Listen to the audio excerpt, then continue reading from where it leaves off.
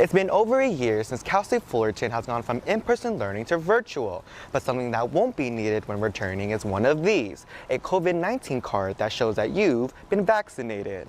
With over 15 million Hispanics living throughout California, being a street vendor is one of the only jobs that many have access to.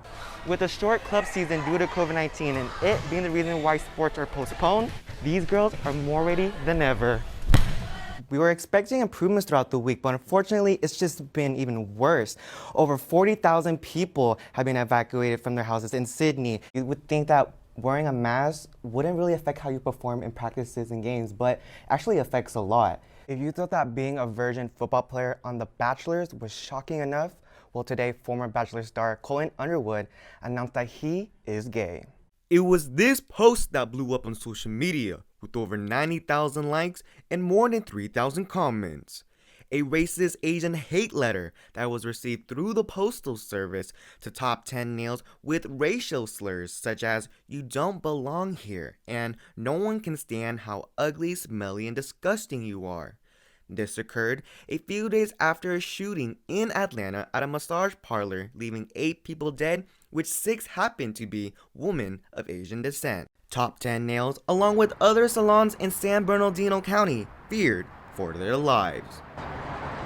Through the pandemic, we've all tried to support each other any way we could, but finding that out, that was horrible. Since then, we reached out to Jackie Vu a month later, the user who posted the hate letter, to see what investigations were made with Top 10 Nails. I would say last week or the week before, I got an email from the postal inspector saying that they received my complaint, and so that was when I touched base with the Riverside Police Department, and they said that, they don't think it's a credible threat, as in, it's not serious. Vu states police officials aren't making it a priority. It's a letter to them, I believe.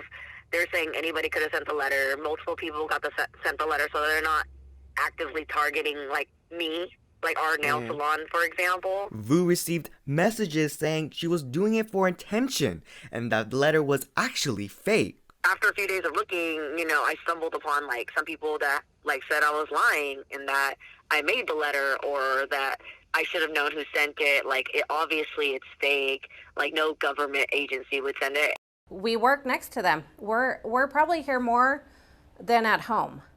And so they're kind of work family to us as a business. So to go into there and see how uneasy they are looking out their windows, why would anyone make that up? There's no way they would have made that up. As of now, officials aren't doing anything about it, but if you happen to know information about the case, please contact Riverside Police Department. For OC News, I'm James Lee in Riverside. We need to practice like we're in a game right now. Go!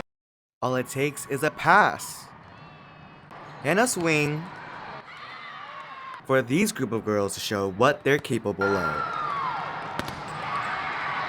Red Rock 16 Club Volleyball, located in Redwood City, California, were practicing and getting ready for their delayed school season. But after the COVID-19 pandemic took a year away of sport from high schoolers, these young athletes had to set up for a season like no other. Since we haven't been able to do competitions, it's harder to see where your team is missing or where your team needs improvement. In practice, since things are more drill-based, you don't get to see game-like situations. So I guess that's the biggest downfall. One of the downfalls throughout the season was not just the limited games and tournaments, but also the certain protocols that had to be followed. When we're in tournaments, we have to keep our mask on, obviously, and so it's a lot harder to hear, and it's really hard to communicate without screaming, and when you're not communicating, people's energy gets down, and it's just hard to come back up from it. I don't think it's a normal season at all, just because, like I said, it's really hard to communicate with it, but I wish that we didn't have to play with masks, if we got tested or we're able to get vaccinated or whatever, and then it would be a lot easier. Although sports season has not been regulated the same way due to the pandemic, some girls are actually relieved COVID-19 happened.